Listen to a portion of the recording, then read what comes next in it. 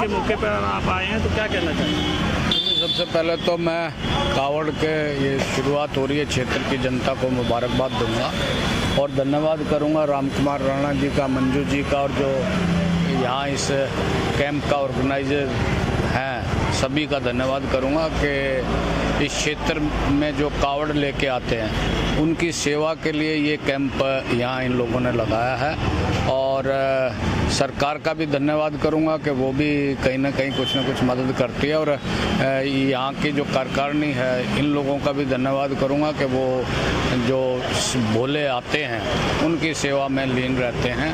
और ये ऐसा पर्व है इस क्षेत्र में कि हम बहुत पहले से सभी जाति धर्म के लोग यहाँ इकट्ठे होकर इस पर्व को मनाते हैं। वैसे तो कोई भी पर्व हो, हम लोग यहाँ जाति धर्म और उसको छोड़कर सब लोग इकट्ठा होकर सभी पर्वों को मनाते हैं। यही परंपरा इस क्षेत्र की रही है। और जनता फ्लैट को तो कई बार मैं मिनी इंडिया बोलता हूँ।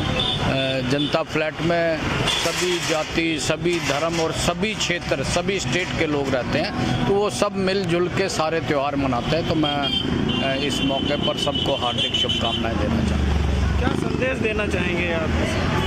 देखिए, संदेश तो आज की स्थिति देश की बड़ी ख़राब है।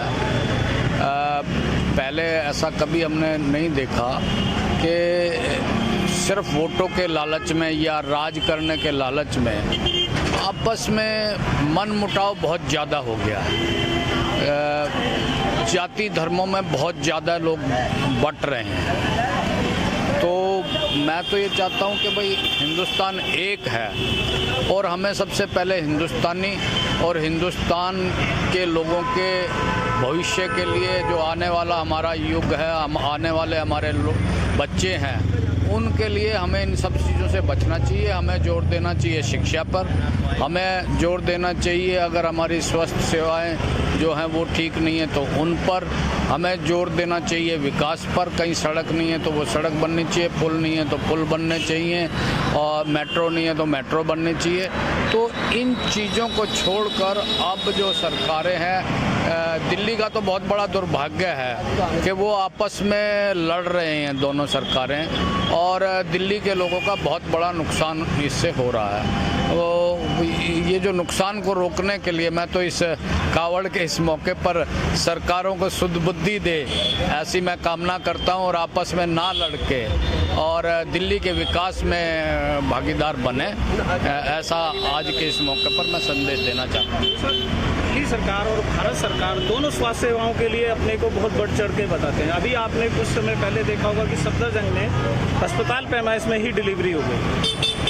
ये सब अगर विज्ञापनों पे 40-40 हज़ार करोड़ रुपया ना खर्चा जाता और एक हॉस्पिटल अलग से बनता, हॉस्पिटल और बनते, तो मैं समझता हूँ कि सफदरजंग हॉस्पिटल में ये जो बाहर ग्राउंड में डिलीवरी हुई है ये नहीं होती। हमने जब कार्यकाल था पहले, इससे पहले वाली सरकार का, तो उस समय आपने देखा होगा Rajiv Gandhi cancer hospital, Rajiv Gandhi hospital, cancer hospital, इबास में भी काफ़ी बिल्डिंगें बनी और जीटीबी में भी काफ़ी हुआ, और जो अपना शादरे का जो कॉरपोरेशन का हॉस्पिटल है उसमें भी काफ़ी, चाहे जच्चा वार्ड हो चाहे और नर्सिंग का हो, बहुत सा काम उस समय हुआ।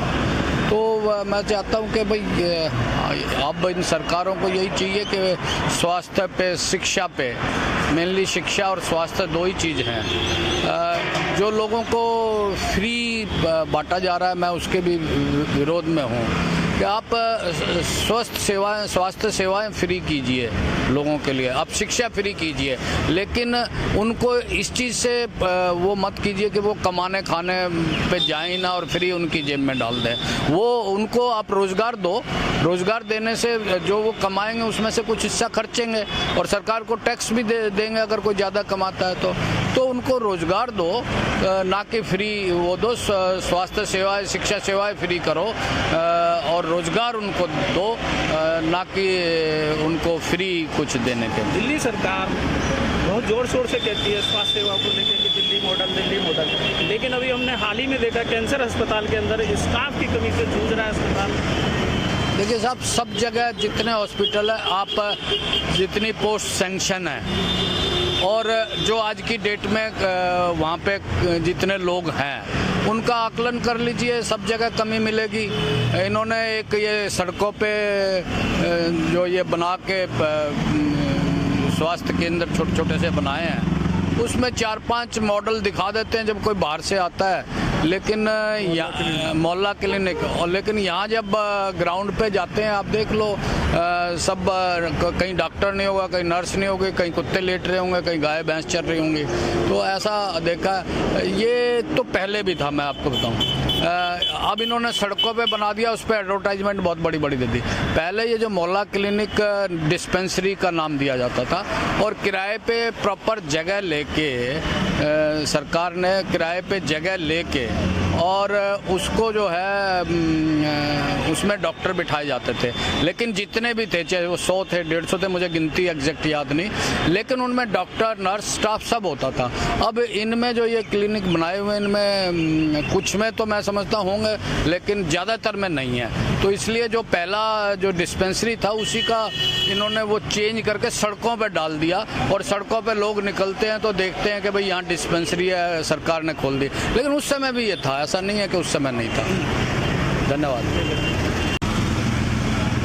श्रवण कावड़ सेवा समिति रजिस्टर्ड, मैं अध्यक्ष रामकुमार राणा। 14 सालों से हम ये कैंप लगाते आ रहे हैं। 2 साल हमने अपनी तरफ से लगाया, उसके बाद हमारे चौधरी साहब ने इसको दिल्ली सरकार से अप्रूव कराया, और जब से अब तक ये कैंप चला आ रहा है।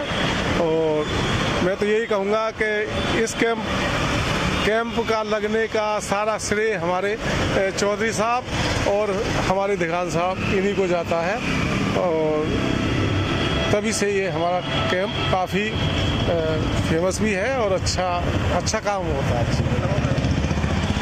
बताइए मंजू जी कुछ। हर हर महादेव। ये सावन का पावन महीना शुरू हो चुका है, तो अब ये हमारे भोले बाबा के लिए कावड़ लाई जा रही है। इसी उद्देश्य से ये हमारा शिविर लगाया जाता है, जो कि हमारे निगम पार्षद रहे चौधरी अजीत सिंह जी, उनके ही मतलब आशीर्वाद से हमें ये स्थान प्राप्त हुआ, और हम ये लगाते आ रहे 14 साल से कावड़ सेवा। और मैं तो यही करूँगी, जय भोले की, बम बम भोले।